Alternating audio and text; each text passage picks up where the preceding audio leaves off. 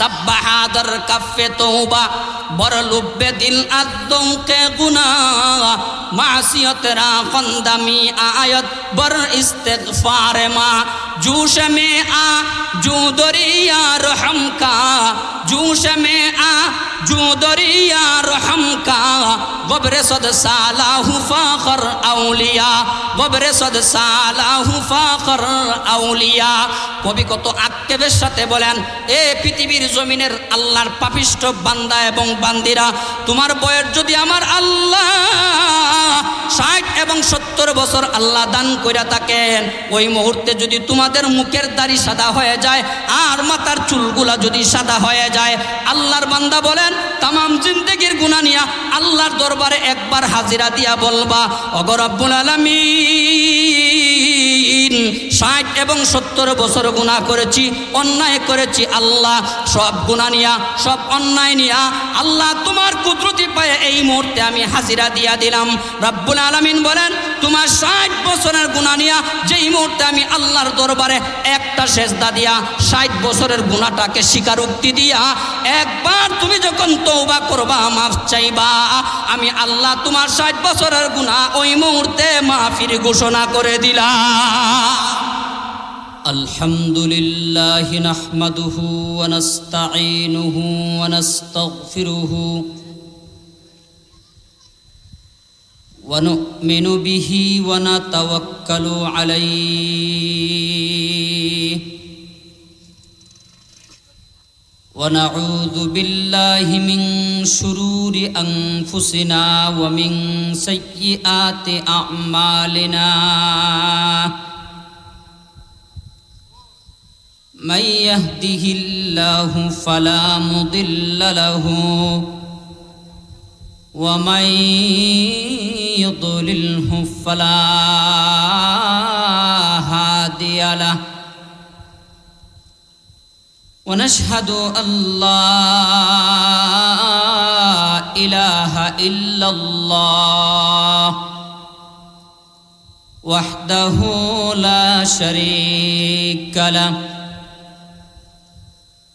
ونشهد أن سيدنا وسندنا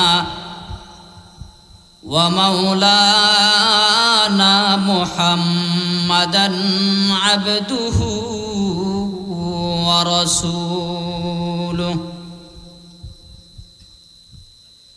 الذي أرسل إلى الناس كافة بشيرا ونذيرا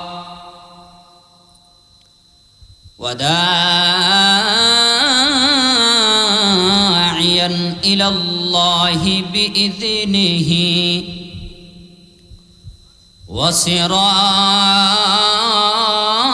وسراجا منيرا.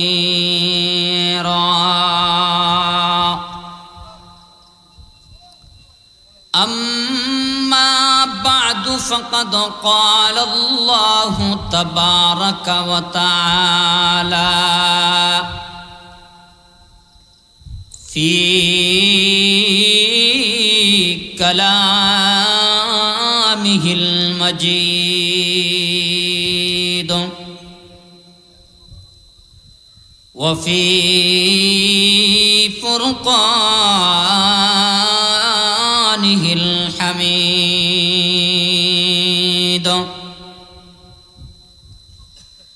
أعوذ بالله من الشيطان الرجيم.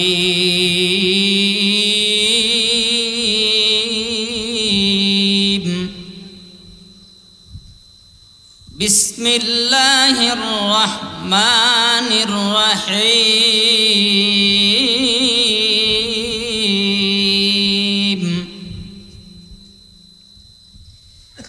يا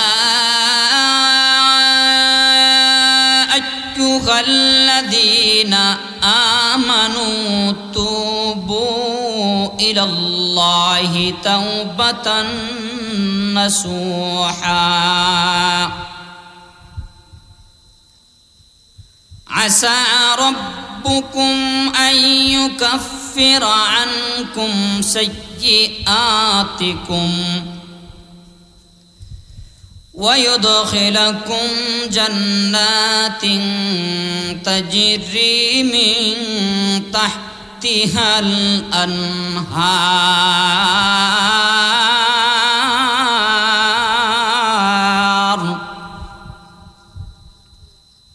وقال تعالى في مقام آخر يا أيها الذين آمنوا اتقوا الله حق تقاته ولا تموتن إلا وأنتم مسلمون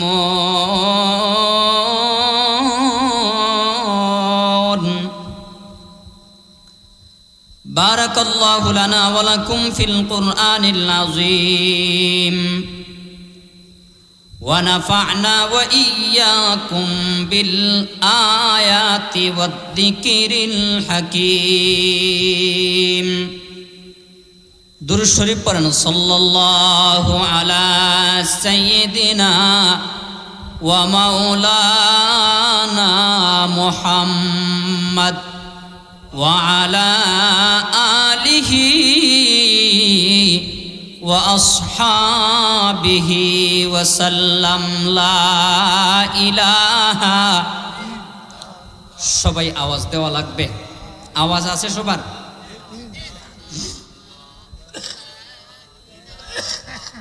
আওয়াজ দিয়ে আমার সাথে পড়েন লা ইলাহা ইল্লাল্লাহ লা ইলাহা ইল্লাল্লাহ লা ইলাহা ইল্লাল্লাহ লা ইলাহা ইল্লাল্লাহ লা ইলাহা ইল্লাল্লাহ লা ইলাহা ইল্লাল্লাহ মুহাম্মাদুর রাসূলুল্লাহ সাল্লাল্লাহু আলাইহি ওয়াসাল্লাম আলহামদুলিল্লাহ দক্ষিণ হরিতলা জামে মসজিদের উদ্যোগে বার্ষিক ইসলামী মহাসম্মেলনের শ্রদ্ধাভাজন আপনাদের সামনে উপস্থিত সম্মানিত সভাপতি সাহেব, এতক্ষণ পর্যন্ত আপনারা বয়ান শুনেছেন দেশ বিখ্যাত হযরত উলামায়ে কেরামের পবিত্র জবান থেকে। আল্লাহ যদি হায়াত দান করেন বয়ানের শেষ পর্যন্ত আরো উলামায়ে কেরাম আছেন এবং আসতেছেন, উনাদের জবান থেকে আপনারা বয়ান শুনবেন। আল্লাহর সবচেয়ে বড় হুকুম এশারের নামাজ জামাতের সাথে আদায় করার পর আবারও দ্বীনের মুযাকারার জন্য আল্লাহ পাক আমাদেরকে এই জায়গাতেই একত্রিত হওয়ার তৌফিক দান করেছেন। আল্লাহ পাক আমাদেরকে এই মুহূর্তে বড় বড় দুইটা নিয়ামত আমাদেরকে দান করে দিয়েছেন। নাম্বার 1, মালিকের ঘরে মালিকের কুদরতি পায়ে এশারের নামাজের সময় সেজদা দেওয়া। নাম্বার 2, আবার মালিক আর মনিবের ঘরের সামনে বসে হযরত উলামায়ে কেরামের জবান থেকে দ্বীনের কথা কুরআন থেকে শোনার মতন তৌফিক আল্লাহ পাক আমাদেরকে দান করেছেন। এই জন্য আমরা খুশি না বেজার? খুশি যদি হয়ে থাকেন জোর আওয়াজে মালিকের দরবারে একবার সবাই জোরে সুরে বলেন আলহামদুলিল্লাহ। সম্মানিত উপস্থিতি, আমি এই মাহফিলের মেহমান না, আমি এই মাহফিলের বলতে গেলে আয়োজক। যেহেতু আমার বাড়ি, আমার জন্মস্থান আপনাদের এলাকায়, একজন বাবা একজন আলেমের জবান থেকে দ্বীনের কথা শুনতে যদ্দুর মজা লাগে, তার চাইতে হাজারো গুণ বেশি মজা লাগে যখন নিজের সন্তানের জবান থেকে কোরআনের আওয়াজটা তার কানের মধ্যে পৌঁছে। এই জন্য আমি আপনাদের এলাকার, সেই হিসাবে আপনাদের সন্তান হিসাবে আমি নালায়েকের কথাগুলো আপনাদের কানে পৌঁছবে। আশা করি আপনাদেরও মায়া মোহাব্বত এবং দিল থেকে দোয়া আমার জন্য আসবে। 2 নাম্বার কথা, অত্র এলাকায় বয়ান করার পিছনে আপনাদের এই মাহফিলটা সবচাইতে বেশি ভূমিকা রেখেছে আমার হায়াতে। বয়ান করি বাহিরে, অত্র এলাকায় বয়ান করার মতন সৌভাগ্য আমার হয় নাই। হঠাৎ করে আল্লাহর কি হুকুম, আল্লাহর পক্ষ থেকে আসমানি ফায়সালা, মাহফিলের সমস্ত কার্যক্রম শেষ। এমন মুহূর্তে আপনাদের এলাকা থেকে 3 থেকে 4 জন মানুষ গিয়েছেন চাঁদা করার জন্য আমাদের রশিদপুর বাজারে। তারা যখন শুনলেন আমি বয়ান করি, তারা বললেন এক কাজ করেন, মাহফিলের দিন আসবেন, যদি সময় হয় কিছু কথা বলবেন, না হয় খাবার খাইয়ে আমাদের এলাকা ছেড়ে যাবেন। যথাযথ টাইম মতো মাগরিবের নামাজ এই জায়গায় পড়েছি, এশারের আগ পর্যন্ত সময় সুযোগ হয় নাই। এশারের নামাজের পর ঠিক এমন টাইমে মাত্র 17 মিনিট সময় আপনাদের সামনে আমি যখন বয়ান করেছি, তখন হরিতলা থেকে নিয়ে রামপুর থেকে নিয়ে টিলাবাড়ি পর্যন্ত আলহামদুলিল্লাহ 5 ভাগ করে 4 ভাগ মাহফিলের মধ্যে অংশগ্রহণ করেছি। তার মূলে একমাত্র কারণ হলো আপনাদের মাহফিলে আসিয়া আমার কণ্ঠের আওয়াজটা মানুষের কানে কানে পৌঁছিয়ে দিয়েছি। সেই হিসাবে আমার দিলের তামান্না, দিলের আশা, যত জীবন আমি দুনিয়াতে বেঁচে থাকবো, যত জীবন আমি কোরআনের কথা বলবো, আপনারা আমাকে দাওয়াত দেন আর না দেন, বলেন আর নাই বলেন, যদি আমি অবসর থাকি আর বাড়িতে থাকি, সুযোগ থাকে আমার, ইনশাআল্লাহ আমি আপনাদের সন্তান হিসাবে আপনাদের সামনে মরণ পর্যন্ত হাজিরা দেওয়ার চেষ্টা আমি ইনশাআল্লাহ করে যাব। সবাই বলেন আমিন। 3 নাম্বার কথা, যেই আয়াত আমি আপনাদের সামনে তিলাওয়াত করেছি, এই আয়াতটা 6666টা আয়াতের মধ্যে এই আয়াতটা একটু অন্যরকম। আল্লাহ কোনো আয়াতে আমাদেরকে মানব জীবনের চলাফেরার বিভিন্ন দিক নির্দেশনার ফর্মুলা আল্লাহ বলে দিয়েছেন। কোনো সময় ফর্মুলা বলতে গিয়ে আল্লাহ ধমকের সাথে বলেছেন, কোনো সময় এই সিস্টেম আমাদের সামনে উপস্থাপন করতে যাইয়া আল্লাহ পাক অত্যন্ত কঠোরতার সাথে আমাদেরকে বলেছেন। কিন্তু যেই আয়াত আপনাদের সামনে নিয়ে আজকে আমি আলোচনা করব, এই আয়াতের মধ্যে কোনো ধমকি নাই, কোনো কঠোরতা নাই, বরঞ্চ আল্লাহর কুদরতি খাজানার মধ্যে আমাদেরকে দেয়া যত মায়া মুহাব্বত আছে, সমস্ত মায়া মুহাব্বতটাকে আল্লাহ পাক আমাদের জন্য উজাড় করে দিয়ে আল্লাহ পাক আমাদেরকে আল্লাহর পক্ষ থেকে সান্ত্বনার বাণী পৌঁছিয়ে দিয়েছেন। সুবহানাল্লাহ, জুড়ে বলবেন না? তাহলে কি সান্ত্বনার বাণী, কি সুরে আল্লাহর ডাক আমাদের জন্য, আমরা একটু শুনি।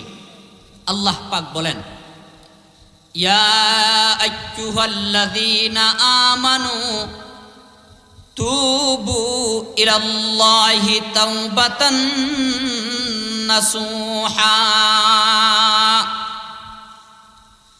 আসা রাব্বুকুম আইয়ুকাফিরা আনকুম সাইয়্যাতিকুম ويدخلكم جنات تجري من تحتها الأنهار।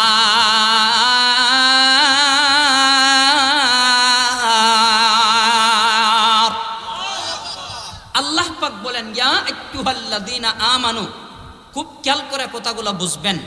আল্লাহ বলেন, এ ঈমানদারেরা, তাহলে আল্লাহ পাক কুরআনুল কারীমের জায়গায় জায়গায় অনেক সময় বলেছেন ইয়া আইয়ুহান নাস, হে মানুষ সকল। আল্লাহ কোনো জায়গায় বলেছেন ইয়া আইয়ুহাল মুসলিমুন, হে মুসলমান সম্প্রদায়। আল্লাহ কোনো জায়গায় বলেছেন ইয়া আইয়ুহাল মুনাফিকুন, হে মুনাফিক সম্প্রদায়। আল্লাহ কোনো জায়গায় বলেছেন ইয়া আইয়ুহাল মুশরিকুন, হে মুশরিক সম্প্রদায়। কিন্তু এই জায়গার মধ্যে আল্লাহ বলতেছেন ইয়া আইয়ুহাল্লাযীনা আমানু। আল্লাহ মুসলমানে বলেন নাই, মানুষও বলেন নাই, মুনাফিকও বলেন নাই, কাফেরও বলেন নাই, মুশরিকও বলেন নাই। এখন প্রশ্ন হলো আল্লাহ ইয়া আইয়ুহাল্লাযীনা আমানু, হে ঈমানদারেরা আল্লাহ কেন বললেন? প্রশ্ন।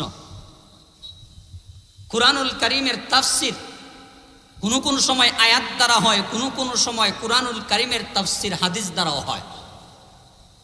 আল্লাহ পাক রব্বুল আলামিন আমানু কেন বললেন, তার জবাবটা আল্লাহ কুরআনুল কারীমের অন্য জায়গার মধ্যে আল্লাহ দিয়েছেন।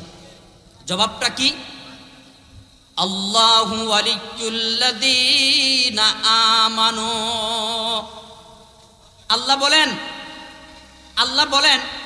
আল্লাহু ওয়ালিয়্যুল্লাযীনা আমানু। আল্লাহ বলেন যাদের ভিতরে যাররা পরিমাণ ঈমান থাকবে এই পৃথিবীর বুকে, তারা সবচাইতে বড় আপন বন্ধু স্বয়ং আমি আল্লাহ নিজের হয়ে গেল। আর একটু আসতে বলেন সুবহানাল্লাহ।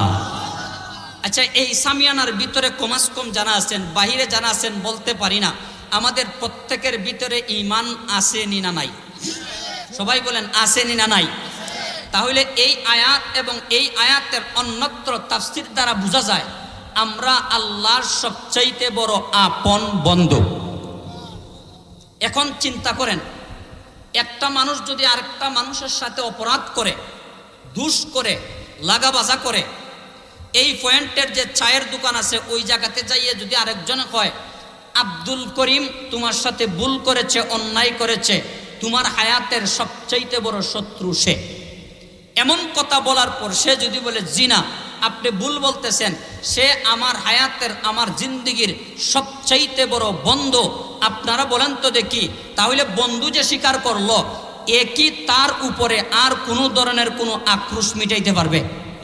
আক্রোশ মিটাইলে তো আর বন্ধু বলতো না, শত্রুই বলতো।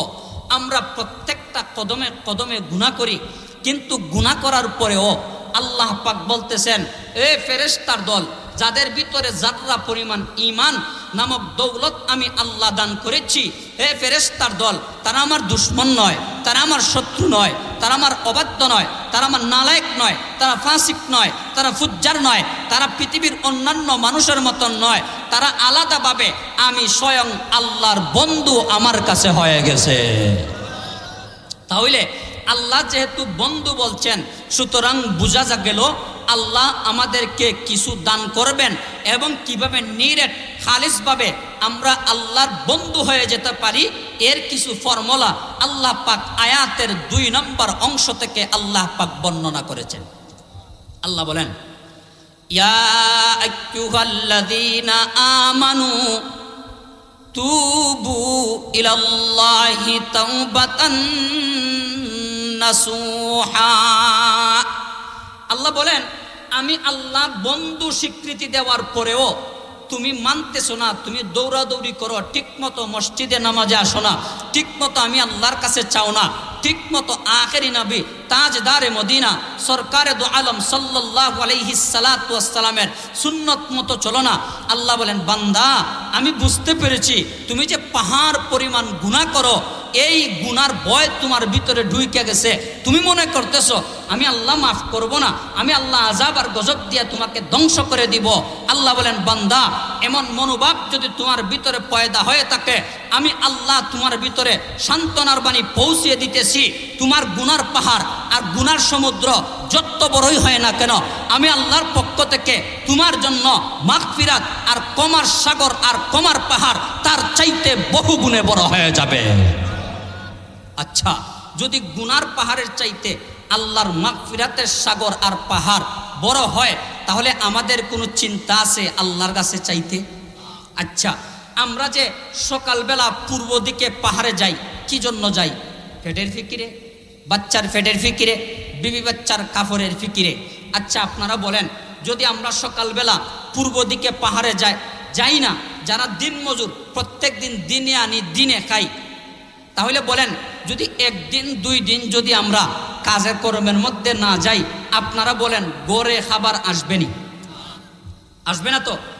তাহলে যদি না আসে, এই জিনিসটা যদি আমরা বুঝি, তাহলে আমাদের বিবেকের আদালতের কাছে আমরা আজকে মুজাকারা হিসাবে দাবি রাখতেছি, যেই আল্লাহ দৈনিক 5 বার আল্লাহর কুদরতি দরবারে হাজিরা দেওয়ার জন্য আল্লাহ তার মসজিদের দরওয়াজাগুলা মরণ পর্যন্তের জন্য আমাদের জন্য খুলে দিলেন, আমরা যদি এই ঘরের মধ্যে ডিউটিটা আদায় না করি, আপনারা বলেন তো দেখি আল্লাহর পক্ষ থেকে যেই রিজিক নামক নিয়ামত, এই নিয়ামতটা কি আমাদের ঘরে যাবে?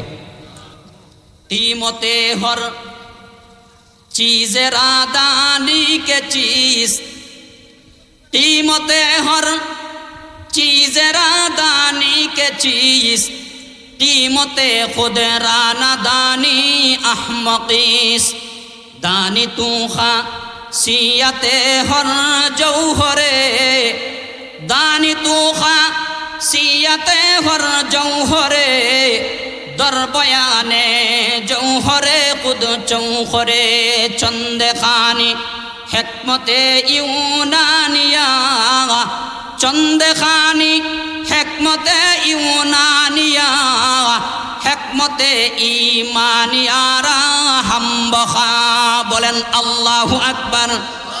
কবি বলেছেন, বন্ধুরা আমার, এই জিন্দেগির আরাম আয়েশ আর বুক বিলাসিতাকে নিশ্চিত করার জন্য আমরা কত পরিশ্রম করি, মাথার কায়েমকে আমরা পায়ের মধ্যে ফেলাই। কবি বলেছেন, বন্ধুরা আমার, কিন্তু পরকালের অনন্ত অসীম হায়াতের জন্য, ওই জগতের শান্তিতে থাকার জন্য, চিরস্থায়ী শান্তির ঠিকানা জান্নাতে যাওয়ার জন্য আমরা জিন্দেগিতে কিছুই করতে পারলাম না। তোমার আমার চাইতে বড় আহাম্মক আল্লাহর জমিনে আর কেউ হতে পারে না, ঠিক না বেটি? আচ্ছা, তাহলে এই পেটের ফিকিরটা বুঝি, জান্নাতের ফিকিরটা আমরা কেন বুঝি না? গেল আমার 2 নম্বর কথা। 3 নম্বর আয়াতের অংশ থেকে আল্লাহ পাক যখন আমাদেরকে বলেন, হে ইমানদারেরা, তোমরা ফিরে আসো, তোমাদের গুনাহ সাগর নিয়ে আমার কাছে 1 কদম আসবা। আল্লাহর পয়গম্বর বলেন, আল্লাহর পক্ষ থেকে মাগফিরাত আর রহমতের সাগরটা তোমাদের দিকে 10 কদম এগিয়ে যাবে। কয় কদম? 10 কদম। আল্লাহ বলেন, ইয়া আইয়ুহাল্লাযীনা আমানু তুবু ইলাল্লাহি তাওবাতান নাসুহা।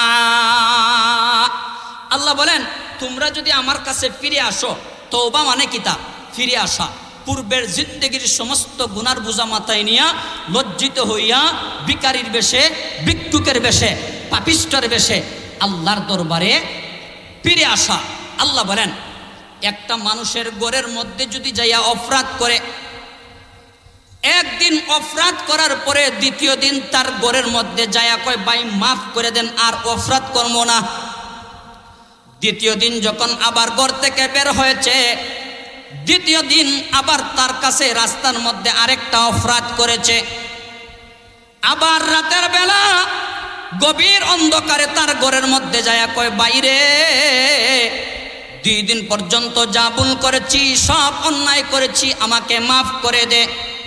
3 নম্বর দিন আবার যখন অপরাধ করে, তখন তার ঘরের মধ্যে যাওয়ার পরে গাড় ধরে ধাক্কা দিয়া বের করে দেয়। আর কয়, 1 দিন অপরাধ করে মাফ চাইলে, 2 দিন অপরাধ করে মাফ চাইলে, 3 দিন অপরাধ কইরা গভীর রাত্রে আমার ঘরের মধ্যে আসলে, আসলে তুই মাফ চাওয়ার জন্য আসস নাই, তুই আমার কাছে টিটকারি মস্কারি করার জন্য এসেছ। কিন্তু রব্বুল আলামিন বলেন, তুমি ফজর থেকে নিয়ে জোহর পর্যন্ত আমার নাফরমানি করলা, শনিবার থেকে নিয়ে রবিবার পর্যন্ত তুমি নাফরমানি করলা, আবার রবিবার থেকে নিয়ে সোমবার পর্যন্ত, সোমবার থেকে নিয়ে মঙ্গলবার, মঙ্গলবার থেকে নিয়ে বুধবার, বুধবার থেকে নিয়ে বৃহস্পতিবার, বৃহস্পতিবারে রাত্র তুমি নাফরমানি করেছ। 1 সপ্তাহ পর্যন্ত নাফরমানি করার পর যখন জুম্মার আজান যখন মসজিদের মিনার থেকে, মুয়াজ্জিনের কণ্ঠ থেকে যখন ভেসে আসছে, তখন 1 সপ্তাহের গুনাহ নিয়া, অন্যায় নিয়া তুমি আমার ঘর মসজিদের মধ্যে চলে আসছো।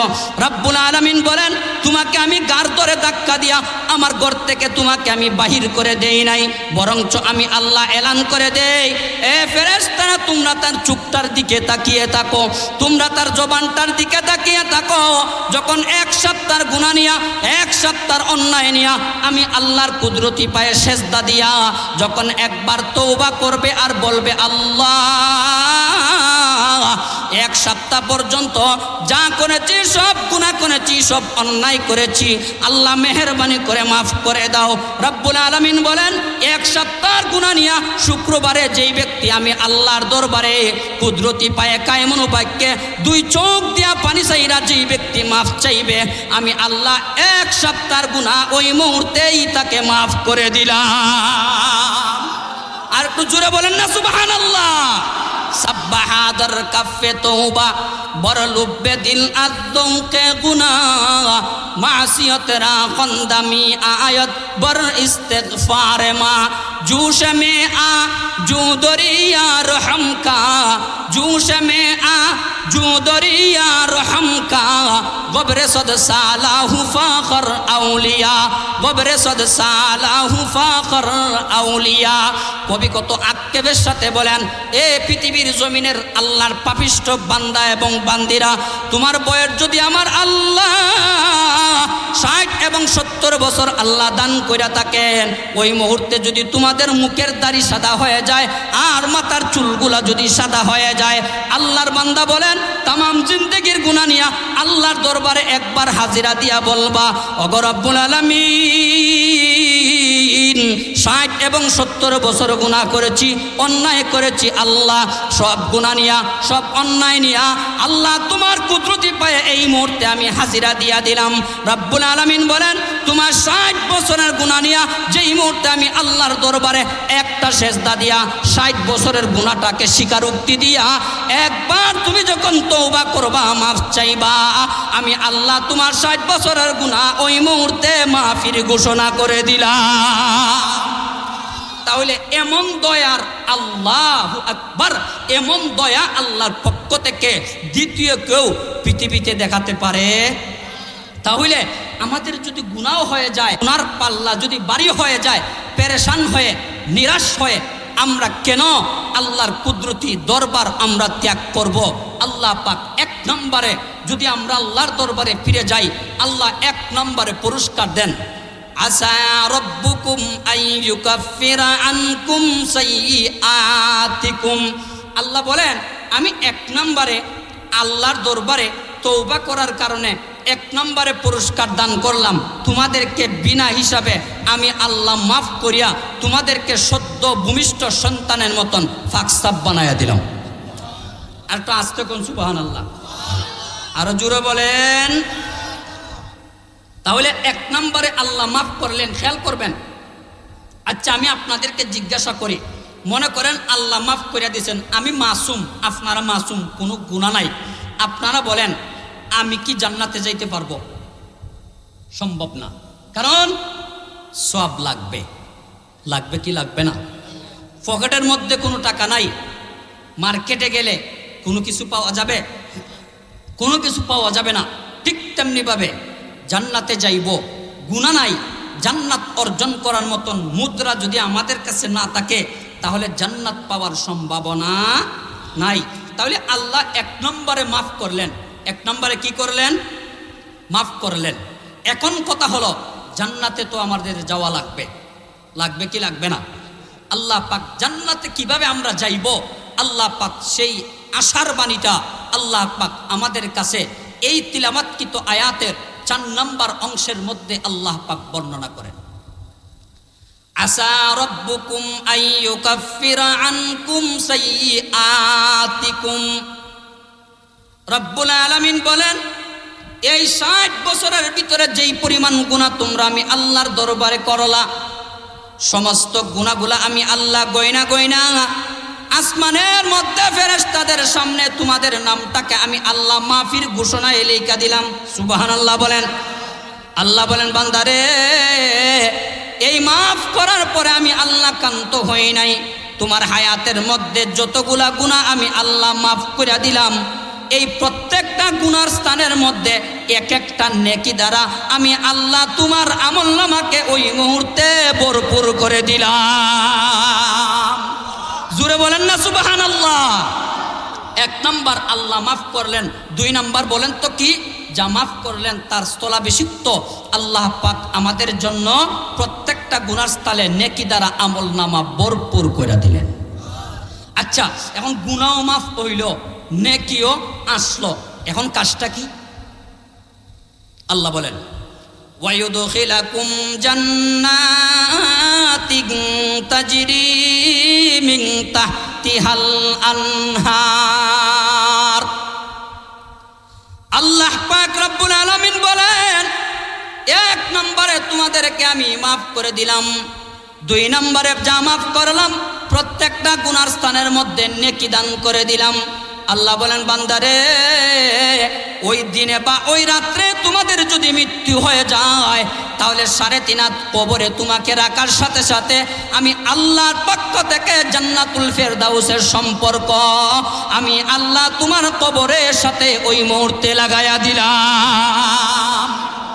জোরে বলেন না সুবহানাল্লাহ। জান্নাতুল ফেরদাউসের সম্পর্ক যখন লেগে যাবে তখন এই জান্নাতের মধ্যে আমরা আরাম আয়েশে আমরা থাকবো কি থাকবো না? এমন আশা আমাদের দিলের ভিতরে পাহাড় পরিমাণ আসেনি না নাই? এখন যখন আমরা এই জান্নাতের আরাম আয়েশে থাকলাম, আপনারা বলেন তো দেখি, আরেকটা দিন আমাদের অপেক্ষা করতেছে, যেই দিনটা হলো কবরের দিন শেষ, ময়দানে মাহশরের দিন শুরু। চাটা বেশি গরম, একটু ঠান্ডা হয়ে জানার লাগে। তাহলে একটু চিন্তা করে দেখেন, আমরা ময়দানে মাহশরে আমরা হাজিরা দিব, দ্বিতীয় নম্বরের বিচারের কাঠগড়ায় আমরা দাঁড়িয়ে যাব। কয় নম্বর? দ্বিতীয় নম্বর। যখন দ্বিতীয় নম্বর বিচারের কাঠগড়ায় আমরা দাঁড়িয়ে যাব, এক কাপ চা আনতে এত আওয়াজ লাগে, তর্জমা করে বুঝানি লাগে। আলোচনার মধ্যে অনেক কোনো আওয়াজ নাই, আমার চা লাগবো না ভাই, আলোচনার দুন ছুটাই দিচ্ছেন, আমি চা লাগতো না। তাহলে ময়দানে মাহশরে আমাদের জন্য যখন দ্বিতীয় পর্যায়ের বিচারের কার্য শুরু হয়ে যাবে, তখন আমাদের মধ্যে একরকম অস্থিরতা পাপ পয়দা হয়ে যাবে। আল্লাহর পয়গম্বর বলেন, আমার উম্মত ওই ময়দানে মাহশরেও আমি নবীজি সুসংবাদ দিলাম, ওই জায়গাতেও তোমাদের কোনো চিন্তা আর টেনশন নাই। সুবহানাল্লাহ, আসতে বলেন। আচ্ছা, তাহলে কবর থেকে কি আমরাই উঠব না আরো হাজার হাজার লক্ষ লক্ষ উঠবেন? উঠবেন না? তাহলে আমাদেরকেই যে আল্লাহ মাফ করবেন, আমাদেরকেই যে আল্লাহ পাক তার আরশের নিচে ছায়া দান করবেন, এমন নিদর্শন কি বা এমন চিহ্ন কি? আল্লাহু আকবার।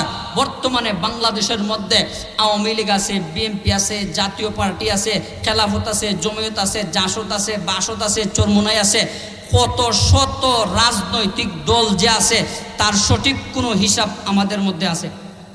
বরঞ্চ আরো হইতে আছে। কেউ করে রাজনীতির নামে ফেটের নীতি, কেউ আছে রাজনীতির নামে করে বিবেকের নীতি আর নেতার নীতি। এই চলতেছে আমাদের দেশের রাজনৈতিক অবস্থা। কিন্তু তারা নেতাম কি করে, তারা ফেটের পূজা করে, তারা মস্তদের পূজা করে, কিন্তু আমাদের মতন সাধারণ মানুষ যারা খেটে খায় তাদের অস্তিত্বগুলা খারাপ হয়ে যায়। কথা বলেন ঠিক না বেঠিক? এসি রুমের মধ্যে বসে আইন করা যায়, চাউলের দাম বৃদ্ধি করা যায়, কিন্তু উত্তপ্ত সূর্যের তাপের নিচে দাঁড়িয়ে যদি 3 ঘন্টা ডিউটি করে তাহলে বুঝতে পারতো এসির নিচে বসিয়া চালের দাম বৃদ্ধি করা কতটুকু আরাম আয়েশে। এই কারণে হযরত উমরে ফারুক রাদিয়াল্লাহু তাআলা আনহু যখন অর্ধ জাহানের শাসনকর্তা, তখন তিনি একটা গাছের নিচে, খেজুর গাছের নিচে শুয়ে আছেন। কি গাছের নিচে? ইয়ামান থেকে একজন আল্লাহর বান্দা আসছে, আসার পরে কয়, অর্ধ জাহানের শাসনকর্তা সাইয়্যিদুনা হযরতে উমর আমিরুল মুমিনিনকে দেখার জন্য আইছি। শাসক দেখার লাগিয়েছে, তাই না? চেম্বার কই? জিগাইছে কি কই? চেম্বার, অফিস কই? তাহলে যদি একটু মেম্বারি বা চেয়ারম্যানই আমাদের দেশের মানুষ, আমরা এলাকার কথা কইতেছি না, নাহলে ওয়াজ থেকে নেমে বাড়ি পর্যন্ত যাওয়া সম্ভব হইতো না। এমনি আমার এলাকার ইউনিয়নের যে চেয়ারম্যান আছে তার স্বপ্নেও আজ পর্যন্ত আমি জন্ম লিয়ে দেখছি না, বিশ্বাস করুন আজ পর্যন্তও দেখছি না। নির্বাচনের আগে আমাদের দেশের ক্ষমতাশীল মানুষের পোশাক পরিচ্ছদ এমন হয়, যখন বুটের জন্য আপনার ঘরের দরজার সামনে আসে, মনটায় চায় নিজের পোশাকটা খুললে তার গায়ে পরাইয়া দিতে, কিন্তু যখন ফাঁস করে তখন তার লেঙ্গুরের লাগাল পর্যন্ত বছরে একবার স্বপ্নে তাবিল কইরাও খুঁজে পাওয়া যায় না। এমন শাসক আর ক্ষমতাশীল আমাদের দেশের মধ্যে আসেনি না নাই? জুড়ে বলেন আসেনি না নাই? আমাদের হককে যারা মেরে খাবে, খেটে খাওয়া মানুষের হকের উপরে যারা হস্তক্ষেপ করবে, দুনিয়া এবং আখিরাতে তিলে তিলে তার জবাব দিতে হবে। এই জবাব দেওয়ার আগ পর্যন্ত একটা জালিমও এই পৃথিবী থেকে বিদায় নিতে পারবে না। আমরা কিছু বলি না, কিন্তু কষ্টের মধ্যে পইরা যখন হাত তুলি, কলিজা থেকে এই কথাগুলা অটোমেটিকলি বের হয়ে যায়। আপনারা বলেন জিনিসের দাম বাড়ুক আর কমুক, যাই কিছু হোক, সব কিছুর প্রভাব তারার উপরে পড়ে না, সম্পূর্ণ কিছুর প্রভাব আমাদের উপরে পড়ে। আজ থেকে 3 বছর আগে যেই ব্যক্তির রোজ 400 টাকা ছিল, আজ পর্যন্ত 400 টাকা, কিন্তু আজ থেকে 4 বছর আগে চালের কেজি ছিল 35 টাকা, আজকে হয়েছে 65 টাকা। আপনারা বলেন এই চালের দিকে লক্ষ্য করে আপনারা বলেন তো দেখি, তার রুজ কি বাড়ছে? তার রুজ বাড়ে নাই। তাহলে কষ্ট কোন জায়গা? আমাদের জায়গার মধ্যে আসলে পরে কষ্ট হবে। এই কারণে আমরা দোয়া করি সমস্ত শাসক গোষ্ঠীকে আল্লাহ যেন হেদায়েত দান করেন, আমিন কন্যা। কারণ ক্ষমতায় যেই যাক, বাংলাদেশের নসিবটা বড় খারাপ। যেটা যাইয়া উষা চেয়ারের মধ্যে বই, এটাই সর্বপ্রথম চুরির ট্রেনিং দেওয়া শুরু করে। যেটাই যায়, কারে আল্লাহর ওলি বলবেন, যেটাই যাইয়া এই চেয়ারের মধ্যে হাতটা রাখে, বিসমিল্লাহ হওয়ার আগে মনে হয় চুরি শব্দটা তার মুখ দিয়ে আনে। আর নাহলে দেশের অবস্থা পরিবর্তন হয় না কেন? তার একটা মাত্র কারণ, আইন প্রণয়ন করলে কাজ হবে না। চোরকে আপনি চুরি চালাতে চান, দর্শককে দর্শক থেকে বিরত রাখতে চান, একটা ওষুধ আমাদের পক্ষ থেকে বলে দিলাম, তার ভিতরে ব্যবহার করা শুরু করে দেন। এই ওষুধটার নাম হলো আল্লাহর ভয়, তার ভিতরে ঢুকাইয়া দেন। আসলে এই গুপ্তচর লোকেরা সাইয়্যিদুনা হযরত উমরকে দেখতে আসে নাই, হত্যা করার জন্য আসছে চক্রান্ত করিয়া। আসার পরে দেখে খেজুর গাছের নিচে ঘুমন্ত আমিরুল মুমিনিন, ইসলামের 2 নম্বরে খলিফা, যেই মুহূর্তে একটা পাথর নিয়ে উনাকে হত্যা করে দেওয়ার জন্য ষড়যন্ত্র করেছে, ওই মুহূর্তে আল্লাহর পক্ষ থেকে বিশাল বড় একটা জানোয়ার হাত করে গিয়েছে তাদেরকে তার মুখের ভিতরে ঢুকাইয়া দেওয়ার জন্য। আশ্চর্য হইয়া কয়, আসলাম আমিরুল মুমিনিনকে হত্যা করার জন্য, এই জানোয়ার কোত্থেকে আসলো? আল্লাহু আকবার। এই দেশের প্রজারা কয়, যেই দেশের রাজা সব সময় মানুষের হক আদায় করাতে 24টা ঘন্টা নিজেকে নিবেদিত করে ফেলে, ওই ব্যক্তিটার নিরাপত্তা দেওয়ার জন্য এই পৃথিবীর জমিনের কোনো বাহিনীর প্রয়োজন হয় না। স্বয়ং আসমান থেকে আল্লাহ পাক কুদরতি নিরাপত্তার চাদর ওই ন্যায় শাসকের উপরে আল্লাহ তাআলা দান করে দেন। পারবো একটা মন্ত্রী এইভাবে আইতো রামপুরে ঢুকতে পারবো? রামপুর ঢুকার আগে ওই বাইপাস রাস্তায় জিন্দা দাফন কইরা কাফন ছাড়াই মাটির নিচে ঢুকাইয়া দেব। তার কারণ গরিব, এতিম, অনাথ, অসহায় মানুষের হক তার পেটের মধ্যে ঢুকাইছে, যার কারণে মানুষের কূপ তার ভিতরে পয়দা হয়ে গেছে। আজও পর্যন্ত এই জমিনের মধ্যে আপনারা মুরব্বিয়ানে কেরাম আপনারা বলতে পারবেন, অনেক মেম্বার চেয়ারম্যান পাস করে 5 বছর চালাইছে, মরণ পর্যন্ত শ্রদ্ধার সাথে মানুষ তার চেয়ারম্যান সাহেব সম্মানের সাথে কইছে। এমন চেয়ারম্যান সাহেব আসেনি না নাই? কেন মানুষে কয়? কারণ 5 বছর যেইভাবে চলছে, 5 বছরের পরবর্তী সময় এইভাবেই চলছে। মানুষের হক নিয়ে চিন্তা করেছে, মানুষের হক নিয়ে ফিকির করেছে, যার কারণে 5 বছর মেয়াদ উত্তীর্ণ হওয়ার পর এই দুনিয়ার সিস্টেম অনুযায়ী সে ক্ষমতা থেকে নেমে গেছে, কিন্তু মানুষের কলবের ভিতরে তার ক্ষমতাটা ঠিকই 100% বজায় রয়েছে। সম্মানিত উপস্থিতি, যেই কথাটা আমি বলতেছিলাম সেই কথাটা হলো, মহান মালিক আমাদেরকে ডাক দিয়া বলেন, হে পৃথিবীর মানুষেরা, তোমরা যদি জান্নাত ইনকাম করতে চাও, জান্নাতে যদি যেতে চাও, ময়দানে মাহশরে যখন তোমরা উপস্থিত হইবা, তাহলে কে তওবা করিয়া গুনাহ মাফ করলো, কে তওবা করিয়া গুনাহ মাফ করাইল না, এমন নিদর্শন আমি আল্লাহ তাদের বডির মধ্যে দান করে দিলাম। তাহলে যেই রাজনৈতিক দল আমরা করি, এই রাজনৈতিক দলের এক একটা দলের এক একটা ইউনিফর্ম, এক একটা চিহ্ন আসেনি না নাই? আচ্ছা, আওয়ামী লীগের চিহ্নটা কিটা? কেউ জানেন না? নৌকা। বিএমপির ধানের শীষ।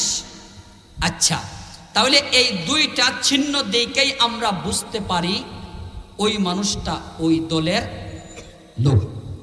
যদি এই দুই দল থেকে কোনো একটা দলের প্রধান যদি ক্ষমতায় যায়, তাহলে রাস্তাঘাটে চলতে যাইয়া 100% বুকের মধ্যে আশা আর ভরসা তার ভিতরে থাকে। কেন? আমার নেতা এবং নেত্রী দেশের সর্বোচ্চ ক্ষমতার মধ্যে আছে, আমার কোনো সমস্যা নাই, কোনো অসুবিধা হওয়ার কোনো সম্ভাবনা নাই। ঠিক তেমনিভাবে আল্লাহ বলেন, এই পৃথিবীর মানুষেরা, জমিনের মধ্যে কোনো দল করতে গিয়া ওই দলের নিদর্শন যদি তোমাদের বডির মধ্যে থাকে, তাহলে আমার শ্রেষ্ঠ পয়গম্বরের দলের অধীনস্থ যারা হয়ে যাইবা, আমি আল্লাহ কবর থেকে নিয়ে হাসর পর্যন্ত আমি আল্লাহও এমন সিস্টেম আর এমন চিহ্ন আমি আল্লাহ তোমাদের গায়ের মধ্যে লাগাইয়া দিব। এই চিহ্নটা কি? রঙ্গে সুন্নত, রঙ্গ ইসলামি পাওয়াত, সিবগাতুল্লাহ নকশে কুরআনি পাওয়াত, রঙ্গ সিদক, রঙ্গ তাকওয়া ওয়া ইয়াকিন, তাআবুদ বাকি বুয়াদ বর আবেদি, হুব্বে সুন্নত দাবে বর হুব্বে রাসূল, হুব্বে সুন্নত দাবে বর হুব্বে রাসূল, মান আহাব্বা সুন্নতি রাকুন কবুল। বলেন আল্লাহু আকবার। কবি বলেছেন, বন্ধুরা আমার, একটা মানুষের গায়ে যখন নবীর সুন্নত থাকবে, তার মুখের মধ্যে যখন নবীজির সুন্নত নামক ইউনিফর্ম লাগানো থাকবে, কবর জগতের মধ্যে যাওয়ার সাথে সাথে ফেরেশতাদের আচরণ ওই সুন্নতওয়ালা লোকটার সাথে পরিবর্তন হয়ে যাবে। আল্লাহু আকবার বলেন। তাহলে কিভাবে পরিবর্তন হয়? আমি একটা কথা শোনাই। হযরতে ইয়াহিয়া ইবনে আকসাম রহমতুল্লাহি আলাইহি এই কথাটা দুইবার আপনাদের সামনে আমি বলেছি। উনি আল্লাহর অনেক বড় একজন ওলি ছিলেন। উনি হাদিসের মধ্যে একবার পাইছেন, সাদা দাড়ি, কেউর মুখের দাড়ি যদি সাদা হইয়া যায়, ওরা যদি আল্লাহর দরবারে এইভাবে হাত তুলে, নবীজি বলেন সাদা দাড়িওয়ালা মুরব্বীদের হাতরে খালি হাতে ফেরত দিতে আল্লাহ নিজে লজ্জাবোধ করেন। আর একটু আস্তে বলেন। যাদের মুখের দাড়ি সাদা হয়ে যায়, এই কারণে যুবক ভাইরা সাবধান, মুরব্বিয়ানে কেরামদের সাথে কোনো বেয়াদবি করবেন না। তাদের কাছ থেকে যতদূর সম্ভব হয় দোয়া নেওয়ার চেষ্টা করবেন, কারণ আল্লাহর নবীজি বলে গেছেন তারা হাত তুললে আল্লাহ তাদের খালি হাত ফেরত দেন না। সুতরাং তাদের খেদমত করলে পরে, কোনো সময় হাত তুললে পরে যদি আমাদের চেহারাটা তাদের নজরে একবার বসাইয়া আল্লাহর আদালতের কাছে দায়ের করতে পারেন, সাথে সাথে তাদের দোয়া আমাদের পক্ষে 100% কবুল আর মঞ্জুর হয়ে যাবে। আল্লাহ পাক কবুল করুক। সবাই বলেন আমিন। এখন উনি চিন্তা করলেন, আমার বয়সটা এমন, মুখের দাড়ি আমার কালা, আমার মুখের দাড়ি সাদা না কালা? সবাই বলেন কালা না? ইয়াহিয়া ইবনে আকসাম রহমতুল্লাহি আলাইহি মনে মনে ভাবলেন, কার হায়াত কতদিন আছে বলা যায় না। অনেক সময় পুত্রের লাশ বাবায় কাঁধে করে নিয়ে জানাজার মাঠের মধ্যে চলে যায়, যায়নি না যায় না। অনেক সময় নাতির লাশ দাদার কাঁধের মধ্যে উঠে, অনেক সময় ছোট ভাইয়ের লাশ বড় ভাইয়ের কাঁধের মধ্যে উঠে। আর মনে মনে কান্দে আর কয়, এক মায়ের পেট থেকে জন্মগ্রহণ করলাম, তোমার আগে আমি দুনিয়াতে আসলাম, আজকে কাফেলাটা ভঙ্গ করিয়া তুমি আমার আগে তুমি দুনিয়া থেকে বিদায় নিয়ে নিলা। এই কথা বলে আর কাঁধের মধ্যে তার লাশটা বহন কইরা জানাজার মাঠের মধ্যে নিয়ে যায়। আল্লাহর ওলি মনে মনে ভাবলেন, এমন অবস্থায় যদি আমার মৃত্যু হয়ে যায়, যেই মুহূর্তে আমার মুখের দাড়িগুলা কালা থাকে, তাহলে মুরব্বিয়ানে কেরাম সাদা দাড়ি নিয়া কবরের জগতের মধ্যে যাওয়ার কারণে আল্লাহর পক্ষ থেকে যেই ছাড়পত্র পাইতেন, আমার মুখের দাড়ি যদি সাদা থাকে, এই ছাড়পত্র নামক পুরস্কার আমি আল্লাহর পক্ষ থেকে পাওয়ার কোনো সম্ভাবনা আমার ভিতরে নাই।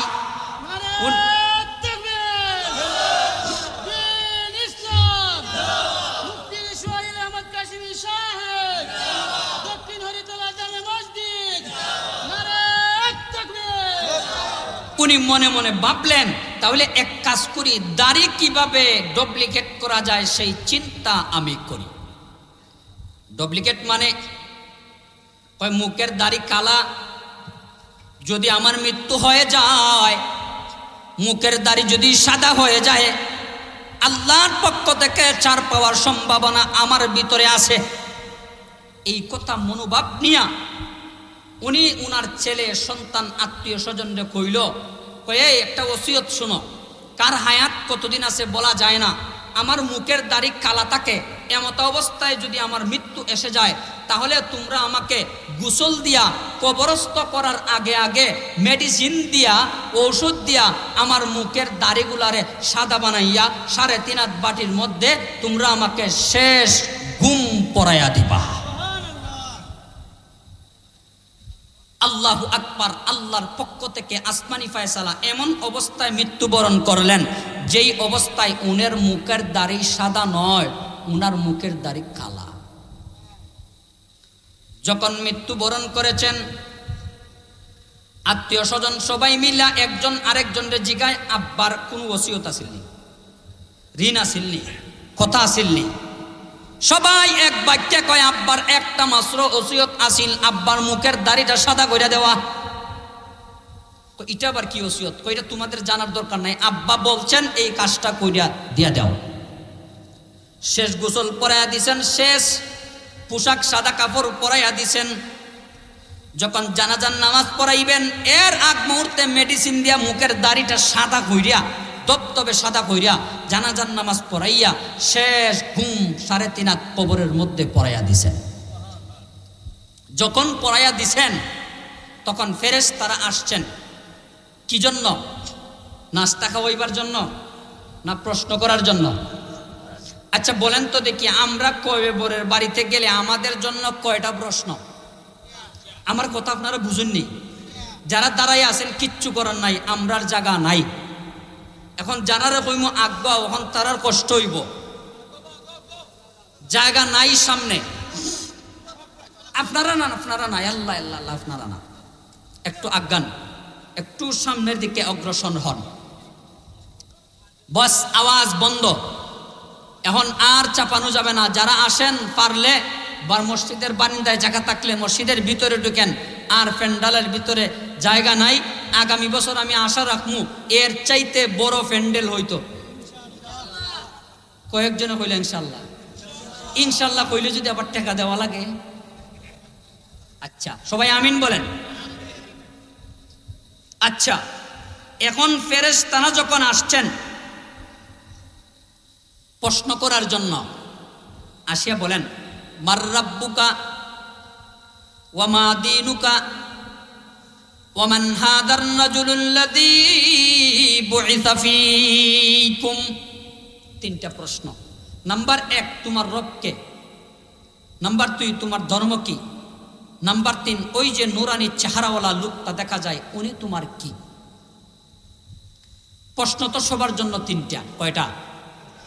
আচ্ছা, যদি প্রশ্নর উত্তর পারেন উনি বলবেন রাব্বি আল্লাহ। যদি উত্তর জানা না থাকে উনি বলবেন হা হা লা আদ্রি। এই তো অপশন 2টা না, 3 নাম্বার কোনো কিছু আছে? নাই। হয়তো পারি না, হয়তো পারি না। কিন্তু ইয়াহিয়া ইবনে আকসাম রহমতুল্লাহি আলাইহি রাব্বি আল্লাহও বলেন নাই, হা হা লা আদ্রিও বলেন নাই, অর্থাৎ পারিও বলেন নাই, পারি নাও বলেন নাই। এত বড় বড় চোখ বানাইয়া নিচের দিকে তাকাইয়া আছেন। সুবহানাল্লাহ বলেন। ফেরেশতারা এমন সমস্যায় পড়েছেন, ফেরেশতারা বহুক্ষণ পর্যন্ত অপেক্ষা করার পর যখন জবাব পান না, তখন এক পর্যায়ে আল্লাহর আরশে যাইয়া আল্লাহর দরবারে ওই ফেরেশতারা আল্লাহর দরবারে হাজিরা দিয়েছেন। আচ্ছা, ফেরেশতা আর আল্লাহর বান্দার মধ্যে কি খেলাটা হয়েছিল আল্লাহ দেখছেন নি না দেখছেন না? দেখছেন নি না দেখছেন না? দেখছেন। আল্লাহ বলেন, ফেরেশতারা আমার ইয়াহিয়া ইবনে আকতামের রেজাল্টটা কি বলো? ফেরেশতারা বলেন, আল্লাহ এই পর্যন্ত মুনকার নাকির হই আমরা যত মুর্দে গান মেহমানের কাছে গেলাম, এমন ডেঞ্জারাস মেহমান আল্লাহ জীবনও আমরা পাইছি না। কি ডেঞ্জারাস মেহমান? কয় আল্লাহ বললাম মার রাব্বুকা, ফাললে বলবে রাব্বি আল্লাহ, না ফাললে বলবে হ্যাঁ হ্যাঁ লা আদ্রি। এটাই ফারেও কয় না, ফারিও নাও কয় না। আল্লাহ ডরাইয়া অপেক্ষা কইরা চলে আসছে আল্লাহ তোমার দরবারে। আল্লাহ বলেন, ফেরেশতারা রে তোমরা আর যাইও না, আমি আল্লাহ স্বয়ং নিজে তাকে প্রশ্ন করব। আর একটু জোরে বলেন না সুবহানাল্লাহ। আল্লাহ বলেন, ইয়াহিয়া জবাব দিলা না? ইয়াহিয়া ইবনে আকতাম বলেন, আল্লাহ তাদের আদব কায়দা ঠিক নাই, এই কারণে আমার পক্ষ থেকে কোনো জবাব বাহির হয় নাই। রঙ্গে সুন্নত রঙ্গ ইসলামি পাওয়াত, সিবগাতুল্লাহ নকশে কুরআমি পাওয়াত, রঙ্গ সিদিক রঙ্গ তাকওয়া ওয়া ইয়াকিন, তাআবদে বাকি বুয়াদে বর আবিদি, হুব্বে সুন্নত দাবে বর হুব্বে রাসূল, মান আহাব্বা সুন্নতি রাকুন কবুল। বলেন আল্লাহু আকবার। ইয়াহিয়া ইবনে আকতাম বলেন, আল্লাহ দুনিয়ার হায়াতে থাকা অবস্থায় একটা হাদিস আমার পয়গম্বরের জবান থেকে আমি শুনেছিলাম। রব্বুল আলামিন বলেন, কি হাদিস তুমি শুনেছিলা বলো? ইয়াহিয়া ইবনে আকতাম আল্লাহর ওলি বলেন, ওগো রব্বুল আলামিন, যাদের মুখের দাড়ি নাকি সাদা হয়ে যায়, আল্লাহ তুমি স্বয়ং নিজে জানি তাদেরকে আল্লাহ বড় সম্মান এবং মায়া করো। ওগো রব্বুল আলামিন, যেই সাদা দাড়িওয়ালা মুরব্বীদেরকে আল্লাহ তুমি নিজে সম্মান করো, আল্লাহ তোমার রহমতি কুলের মধ্যে উঠায়া নাও। তাহলে ফেরেশতারা কেন আমি সাদা দাড়িওয়ালাকে সম্মান করবে না? সাধারণ মুর্দে গানের মতন কেন আমাকে প্রশ্ন করবে? এই কারণে আল্লাহ আমি তাদের জবাব দেই নাই। আল্লাহু আকবার। আল্লাহ এই কথা শোনার পর আল্লাহ বলেন, ইয়াহিয়া তুই তো 2 নম্বরই করছো। কয় নম্বরই? আপনারা 2 নম্বরটা বুঝতে পারছেন নি? মারা যাওয়ার সময় উনার দাড়ি সাদা আসিল না কালা আসিল? কালা আসিল। উনি সাদা বানাইছেন কেমনে? মেডিসিন দিয়া। আর আমরা মেডিসিন দিই কালা হইবার লাগে, আর উনারা মেডিসিন দিন সাদা হইবার লাগে। সিস্টেমটা বুঝছেন? ইয়াহিয়া ইবনে আকতাম মাথার নিচের দিকে দিয়া দিছেন, আল্লাহ এটা দোল্লা কেমনে দি? ইয়াহিয়া ইবনে আকতাম নিচের দিকে দিয়া মাথা দিয়া দিছেন। এতক্ষণ পর্যন্ত বুক টান করে সাহস নিয়ে আল্লাহর সাথে কথা বলেছেন। ওই মুহূর্তে আল্লাহ যখন রূপটার মধ্যে হাত দিয়েছেন, সাথে সাথে আল্লাহর বান্দার মাথা নিচের দিকে চলে গেছে, আর 2 চোখ দিয়া পানি পড়তেছে, আর বলতেছেন, হাত সে আবতর হো গিয়া হে হালে মুজবতে কার কা, হাদ সে আবতর হো গিয়া হে हाल मुझबत कार का, कर मेरे इमदाद अल्लाह वक्त है इमदाद का। बोलें अल्लाहु अकबर।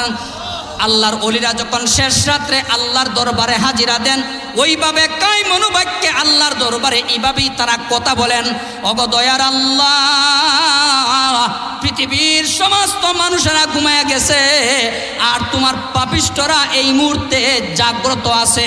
আল্লাহ মেহেরবানি করে আল্লাহ তুমি মাফ করে দাও। আল্লাহর পয়গম্বর বলেন, নির্জন সময়ে নির্জন টাইমে আল্লাহর কুদরতি দরবারে কেউ যদি 2 হাত দ্বারা 2 হাত তুলিয়া আল্লাহর দরবারে যদি চোখ দ্বারা পানি সারে, আল্লাহ ওই মুহূর্তে তার জিন্দেগির সমস্ত গুনাহ খাতাগুলা মাফ করিয়া আল্লাহ তার রহমতি কুলে উঠায়া নেন। এই কারণে এই নির্জন স্থানের মধ্যে, নির্জন সময়ের মধ্যে আমরা আল্লাহর দরবারে চাইব তো ইনশাআল্লাহ? চাইব। যখন চোখ তারা নিচের দিকে দিয়া দিচ্ছেন, চোখের দৃষ্টি তখন ইয়াহিয়া ইবনে আকসাম আস্তে আস্তে কোন আল্লাহ, যা গুনাহ করেছি, ধারণা করেছি, এই গুনাহ নিয়ে আল্লাহ মাপ পাওয়ার মতন কোন ক্ষমতা আমার কাছে নাই। এই কারণে কালা দাড়িটারে সাদা বানাইছি, একমাত্র আল্লাহ তোমার কাছ থেকে চার পাওয়ার জন্য। রব্বুল আলামিন বলেন, বান্দারে এই বয়টা তোর কলিজার ভিতরে থাকার কারণে আমি আল্লাহ তোর কালা দাড়িটাকে সাদা হিসাবে কবুল আর মঞ্জুর করিয়া এই মুহূর্তে তোর কবরের সাথে আমি আল্লাহ জান্নাতের সম্পর্ক লাগায়া দিলাম। জোরে বলেন আল্লাহু আকবার।